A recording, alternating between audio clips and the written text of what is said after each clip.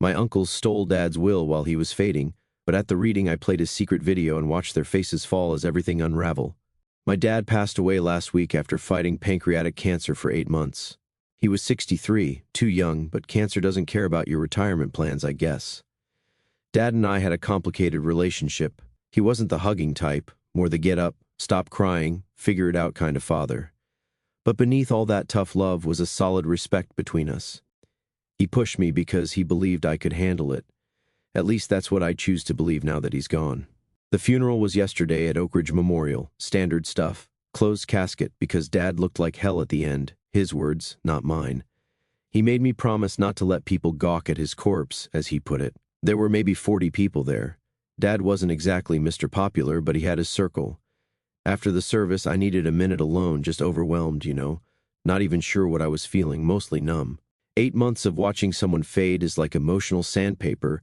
It wears you down until there's nothing left. I wandered into this little side room off the main hall. The funeral home had these little alcoves with comfortable chairs where people could sit and collect themselves. I sank into one of those overstuffed armchairs in the corner, closed my eyes, and just breathed. That's when I heard them. The connecting door to the viewing room was cracked open, and my uncles, Thomas and Beckett, came in, their voices floating through before I could even process who was talking. Uncle Thomas was mid-sentence, and the way he looked at me during the service, like I'm supposed to feel sorry for him or something. He's always been soft. Uncle Beckett replied, "Walter takes after his mother, not our side." I froze. They were talking about me. I should have made my presence known, but something in their tone made me stay still. "The fool has no idea we changed Dad's will last month," Thomas said, and I could practically hear the smile in his voice. "Everything goes to us instead of that disappointment." They were literally standing next to my dad's casket, laughing. "He thinks he's getting the house, the business, everything," Beckett added. "Wait till Monday when Bill reads the will. The look on his face will be priceless." "Best decision we ever made," Thomas said. "Catching Dad when he was all doped up on those pain meds, he'd sign anything by that point." My blood went cold. The room started spinning a little.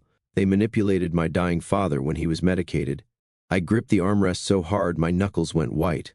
"Walter couldn't even run a lemonade stand," Beckett said. "Dad's company would be bankrupt in a year with him in charge." Thomas laughed again. "Well, it's not his problem anymore. I already told Morin we won't be needing her services after next week. No reason to keep Dad's charity cases on the payroll. Morin, Dad's housekeeper for the last 15 years. The woman who basically moved in to help care for him during chemo. They were firing her." I sat there, literally shaking with rage. I'm not being dramatic. I looked down, and my hands were trembling. But I didn't say a word, didn't burst in, didn't confront them, just listened as they went on and on about how they'd protected the family legacy from me. Eventually, someone called for them, and they left. I sat there for maybe another 20 minutes, trying to process what I'd heard. I'm not going to lie to Reddit. I wanted to follow them out to the parking lot and beat them both into the pavement. The image of my uncles laughing next to my father's casket while they plotted to steal my inheritance is burned into my brain. But I didn't, because my dad always said, never start a fight until you know exactly how you're going to end it. And right then, I had no clue what to do. So, I made it through the rest of the funeral somehow, accepted condolences, nodded at all the "he was such a good man" comments, thanked everyone for coming, all while my uncles watched me with these smug little smiles, probably thinking about how they'd pulled one over on both me and my dad. After everyone left, I drove to my dad's house, our house technically. I grew up there. Every corner holds some memory, good and bad. The dining room where Dad would drill me on math problems, the backyard where he taught me to throw a football badly, neither of us were athletic, the garage where we restored that old Chevy when I was 16. When I walked in, I found Morin in the kitchen, eyes red from crying. She looked startled to see me, like she hadn't expected anyone to come by. "Oh, Walter," she said, wiping quickly at her face. "I was just cleaning up a bit. You okay?" I asked, even though it was obvious she wasn't. She hesitated, then just shook her head. "Your uncles stopped by this morning before the funeral. They told me I should start looking for another position, said once the will is read on Monday, they'll be taking over everything and won't need me." I felt that rage building again. "They have no right." "It's okay," she interrupted. "Your father prepared me for this possibility. He told me those vultures would try to swoop in the moment he was gone." She tried to smile, but it didn't reach her eyes. "I just thought we'd have more time. We talked for a while longer. Turns out, Dad had been worried about his brothers for months. According to Morin, they started visiting more frequently once Dad got really sick. But only when I wasn't around, always bringing paperwork, always insisting on privacy. Morin also mentioned something about a safety deposit box, but didn't know details. Just that Dad had been adamant about keeping some papers there, away from the house. I stayed at Dad's place last night. I couldn't bear the thought of going back to my empty apartment. I ended up falling asleep on the couch around 3 in the morning after looking through old photo albums. I woke up this morning to my phone blowing up. 26 missed calls from Uncle Thomas, Uncle Beckett, their wives, even my cousins, plus about 40 text messages asking where I was and demanding I call back immediately. I haven't responded to any of them, not yet, but something must have happened, something that has them panicking. And you know what? For the first time since I heard them laughing by my father's casket, I felt something other than rage. I felt hope. Whatever's got them freaking out might be exactly what I need to fight back. Because I'm not letting them steal what Dad wanted me to have, and I'm definitely not letting them fire Morin or anyone else who was loyal to my father. Dad taught me to pick my battles, to wait for the right moment, to never throw the first punch unless I'm sure I can end the fight. Well, I think that moment might be coming sooner than my uncles expected. I'll update once I figure out what's got them so desperate to reach me. Something tells me this is just the beginning. So, 26 missed calls. I finally checked the voicemails around noon yesterday, after ignoring them all morning. Most were variations of Uncle Thomas and Uncle Beckett demanding I call them back ASAP about an urgent family matter. The last one, from Thomas, was just him yelling that I needed to stop being childish and answer my damn phone. Childish? That's rich coming from someone who was giggling like a 12-year-old next to my father's casket. Instead of calling them back, I texted my friend Diego. We've known each other since middle school, and he's been my go-to person for advice since forever. Plus, he knows a ton about legal stuff. Not saying why, but trust me, he's the guy you want in your corner. While waiting for Diego, I started going through Dad's home office. Not sure what I was looking for exactly, but I needed to do something. The room still smelled like him, that mix of coffee and the weird pine-scented hand sanitizer he was obsessed with. His reading glasses were still on the desk, next to a half-filled crossword puzzle.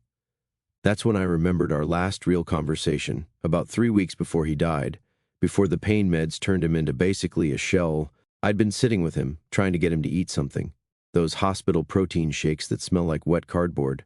Out of nowhere, he grabbed my wrist, still had a strong grip despite everything, and told me he needed to make sure I understood something.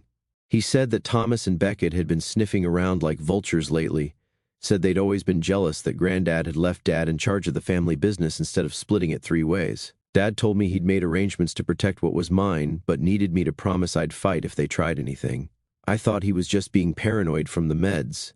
Now I realize he was having one of his last lucid moments, trying to warn me. Diego showed up around 2, and I unloaded everything. What I overheard at the funeral, Morin's situation, the 26 calls, all of it. He didn't interrupt, just took notes on his phone while I talked. When I finished, the first thing Diego asked was whether Dad had a regular nurse toward the end. That's when I remembered Kendra. Kendra had been Dad's home nurse for the final 2 months. A young woman, maybe mid-20s, with those colorful scrubs, always playing lo-fi beats on her phone while she worked. Dad actually liked her, said she didn't treat him like he was made of glass. I still had her number in my contacts, so I called her right there with Diego listening. She seemed surprised to hear from me, but was super helpful. She told me that, yes, my uncles had visited multiple times in Dad's final weeks, but only when I wasn't there, said they always insisted on private time with Dad, even when she told them he was heavily medicated. The kicker, Kendra said the last time they visited must have been when they got him to sign whatever they're claiming is the new will. Dad wasn't even fully conscious. She said she walked in once during their private time to check his vitals and saw Thomas holding Dad's hand with a pen, guiding it across some document, while Beckett and some guy she didn't recognize watched. She thought it was weird, but figured it was just family business. When she mentioned it to Morin later, Morin tried to call me, but I was stuck in traffic and missed the call. By the time I checked my voicemail and called back, Dad had had a bad night, and it got lost in the chaos. Diego looked like he was about to say something when my phone started blowing up again. Thomas and Beckett calling from Thomas's house. I almost ignored it, but Diego suggested I answer and record the call. He reminded me our state only requires one-party consent, so it's totally legal. I put it on speaker. Thomas started immediately with how I needed to come to his house right now to discuss the will reading scheduled for Monday, Said there were complications they needed to address as a family before meeting with the lawyer. I played dumb, asked what kind of complications. Beckett jumped in, guess I was on speaker on their end too, saying something about paperwork irregularities and how, for everyone's benefit, we should present a united front. The whole time they were talking, I could hear this edge of panic in their voices. These guys, who were laughing at my dad's funeral, now sounded like they were about to have heart attacks. I told them I'd meet them at Dad's house in an hour. Their reaction, complete silence for like 5 seconds, then Thomas stammering that his place would be more appropriate. I insisted on Dad's house. They reluctantly agreed. After hanging up, Diego and I did a quick sweep of Dad's office, looking for anything that might explain what had my uncle so freaked out. That's when I found it, tucked inside Dad's copy of The Old Man and the Sea, his favorite book. He made me read it like 3 times growing up. It was a small black moleskin notebook, Dad's journal from the past year. I only had time to skim it before Thomas and Beckett were due to arrive. But holy hell, the entries from the last 6 months were basically a documentary of my uncle's gradual attempts to manipulate him. Dad had documented everything, their visits, their suggestions about changing his will, their comments about me being unready to take over the business. The last coherent entry, dated just before he went on the heavy pain meds, mentioned a safety deposit box at First National Bank downtown and instructions to make sure Walter gets the key from Morin. Before I could process this, the doorbell rang. Thomas and Beckett stood there, looking like they'd aged 10 years overnight.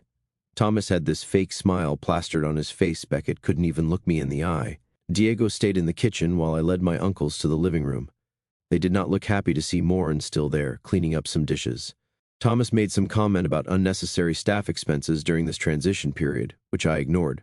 Once we sat down, Thomas started this whole speech about how they had concerns about the will reading on Monday, said there might be some surprising developments that could upset the family dynamic, mentioned how Dad had made some last-minute changes that might seem out of character. I just sat there, letting them dig themselves deeper. Finally, Beckett blurted out that they were worried I might overreact when I learned Dad had changed his will to leave controlling interest in the company to them, with me getting only a generous stipend. That's when I asked as innocently as possible, when exactly did Dad make these changes? Thomas said it was about 3 weeks ago, when Dad was perfectly lucid and aware of what he was doing. I nodded, then asked why they were so concerned about my reaction if everything was legal and above board. The look they exchanged, if I hadn't already known they were lying, that look would have confirmed it. They started backpedaling, saying they just wanted to prepare me and make sure I understood Dad's reasoning. Thomas even had the nerve to say Dad had told them he was disappointed in my life choices and didn't trust me with his legacy. I almost lost it right there, almost showed them the journal, almost told them about Kendra, but Diego's earlier advice echoed in my head.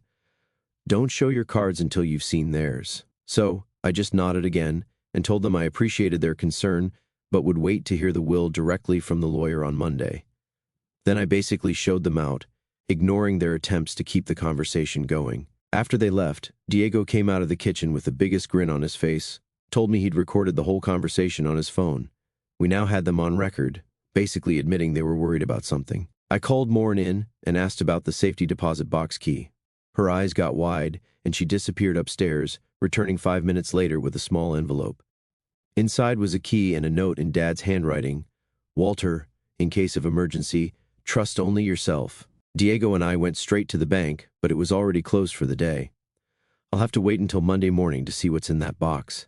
Later that night, I got a text from Diego saying he'd reached out to one of Dad's old business partners, a guy named Frank, who'd retired last year. Frank agreed to meet us for breakfast tomorrow. Apparently, he has some interesting stories about my uncle's business practices that might be relevant to our situation. I'm writing this from Dad's kitchen at 2 in the morning because I can't sleep. The house feels different now, not just empty because Dad's gone, but like it's waiting for something. For Monday, maybe. I don't know exactly what's in that safety deposit box. I don't know what Frank is going to tell us tomorrow. But for the first time since the funeral, I feel like maybe, just maybe, Dad was one step ahead of his brothers all along. I'll update after we meet Frank and check the safety deposit box. Something tells me my uncle's 26 desperate phone calls were just the beginning of their problems. When I left off, I was about to meet Frank, Dad's old business partner, for breakfast, then head to the bank to check out whatever Dad left in that safety deposit box. I was legit running on like 2 hours of sleep and enough caffeine to kill a horse, but there was no way I was missing either appointment. Frank chose this little diner downtown, the kind with vinyl booths that make that weird squeaky noise when you slide in and waitresses who call everyone hun. He was already there when I arrived, nursing what looked like his third cup of coffee, judging by the empty creamers scattered around. First impression, not what I expected. Frank was this short, balding guy with thick glasses and a cardigan that had seen better days. Doesn't exactly scream successful businessman, but Dad always said appearances were the best disguise. Frank didn't waste time with small talk. While I was still trying to decide between pancakes and waffles, he slid a manila folder across the table. Turns out, Frank has been keeping records of every shady thing my uncles have done at the company for the past decade. Nothing illegal exactly, but definitely unethical. Times they tried to override Dad's decisions. Clients they attempted to poach, even a failed attempt to get board members to vote Dad out 3 years ago when he was first diagnosed. But the real bombshell, Dad knew. He'd known for years and had been documenting everything himself, building what Frank called an insurance policy. According to Frank, Dad never trusted his brothers, not since they tried to convince their father, my grandfather, to sell the company back in the 90s. Dad was the only one who wanted to keep it in the family, and Grandpa sided with him. Thomas and Beckett never forgave either of them. As Frank talked, something clicked in my head. This wasn't just about inheritance or money. This was a grudge that had been festering for 30 years. We finished breakfast. I went with the pancakes, by the way, needed the sugar rush, and I headed straight to First National. Diego met me there looking surprisingly put together for a Sunday morning. Meanwhile, I probably looked like I'd been hit by a truck and dragged a few miles. The safety deposit box contained exactly 3 things: a USB drive, a sealed envelope addressed to William Chen, attorney at law, and a letter addressed simply to Walter. I opened my letter right there in the bank's private viewing room. It was dated just 2 months ago, when Dad was still lucid, but knew he didn't have much time left. The letter wasn't long, but it hit me like a ton of bricks, Walter. If you're reading this, then Thomas and Beckett have done exactly what I suspected. I'm sorry you're dealing with this while also grieving. That's not fair to you. I've known for years that my brothers would try to take what isn't theirs. They've been waiting for this opportunity since Dad chose me to run the company instead of them. The enclosed USB drive contains security footage from the house for the past 6 months. I had cameras installed when I first got sick, not because I didn't trust you, but because I didn't trust them. The envelope for Bill contains my true will, executed and witnessed properly 6 months ago, along with video testimony of my wishes. There's also a letter documenting my concerns about potential coercion. I wasn't a perfect father. I was too hard on you sometimes, expected too much, but I always believed in you, even when I didn't show it well. The company is yours if you want it. If you don't, that's okay too. It's your choice, not theirs. Trust Bill. He's been our family attorney for 30 years and knows exactly what to do. I didn't even realize I was crying until Diego awkwardly handed me a tissue from his pocket. It was clean, I checked. We took everything to Diego's place to check out the USB drive. Holy hell, Dad wasn't messing around with those security cameras. They were hidden in his bedroom, office, even the living room. Tiny things you'd never notice unless you were looking for them. And they caught everything. Thomas and Beckett visiting when Dad was barely conscious. The witness they brought who never actually saw Dad sign anything. Thomas literally moving Dad's hand to sign the papers while Beckett kept lookout at the door. It was all there in 4K resolution, with timestamps and everything. Dad had basically created the perfect trap, and my uncles had walked right into it. Monday morning came, and I felt strangely calm. I'd spent Sunday night at Dad's house, slept in my old bedroom for the first time in years. The ceiling fan still made that clicking noise every third rotation that used to drive me crazy. Now it was almost comforting. I arrived at Bill Chen's office 20 minutes early, bringing Diego, Morin, and my girlfriend Aurora, who had flown in Sunday night after I finally told her everything that was happening. Aurora is not big on family drama. Her own family is like something from a sitcom, all group hugs and inside jokes, but she held my hand the whole drive over. Bill was an older Asian man with a perfectly pressed suit and reading glasses that made him look like he stepped out of a John Grisham novel.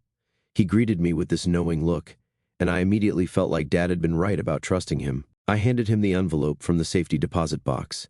He nodded, unsurprised, and asked me to wait in the conference room while he reviewed the contents. Thomas and Beckett arrived 10 minutes later with their wives and kids in tow, the full show of family unity. They faltered a bit when they saw me sitting there with my own entourage, especially Morn. Thomas tried to make some comment about non-family members at a private reading, but Bill shut that down immediately. Once everyone was seated, Bill started by explaining that there appeared to be 2 different wills, one from 6 months ago, and one supposedly executed 3 weeks before Dad's death. Thomas couldn't hide his smirk, Beckett studied his fingernails like they were suddenly the most fascinating things in the world. Then Bill dropped the bombshell. Before proceeding with either document, I'd like to show everyone a video that George recorded 6 months ago when he executed his official will. The color drained from my uncle's faces so fast I thought they might pass out. Bill set up his laptop and played the video. There was Dad, looking sick but alert, sitting in this very office. He stated the date, confirmed he was of sound mind, and then spoke directly to the camera. I, George Peterson, being of sound mind, declare this to be my last will and testament. All previous wills are revoked. I'm making this video to confirm that this document reflects my true wishes and to address a concern. My brothers, Thomas and Beckett Peterson, have been pressuring me to change my will in their favor. If any document appears after this date claiming to supersede this will, especially if it appears during my final days when I'm under heavy medication, I want it thoroughly investigated for coercion or fraud. Dad went on to outline his actual wishes. The house and 60% of the company shares would go to me. Morin would receive a generous retirement package and could stay in the guest house as long as she wanted. Kendra would receive a scholarship fund Dad had set up to help her finish her nursing degree. Thomas and Beckett would each receive 10% of the company shares and a monetary inheritance. But then came the kicker, a special clause stating that any attempt to contest the will would result in that person's inheritance being donated to charity instead. The room went absolutely silent when the video ended. You could have heard a pin drop on the carpet. Bill calmly stated that, given the video testimony plus the security footage I'd provided showing the circumstances of the new will being signed, he would be proceeding with the original will only. Thomas exploded, started yelling about how this was all a setup, how Dad wasn't in his right mind 6 months ago, how I'd manipulated everything. Beckett, always the smarter one, just sat there with his head in his hands. He knew they were screwed. Bill let Thomas rant himself out, then simply said he'd be happy to present all evidence to the court if Thomas wanted to contest the will, but reminded him of the consequences of doing so. In the end, they took their 10% shares and left with their tails between their legs, but not before Thomas hissed at me that this isn't over and that I'd destroyed the family. Rich, coming from the guy who was laughing next to my father's casket about stealing my inheritance. It's been a week since then. I've been slowly settling into Dad's house, my house now.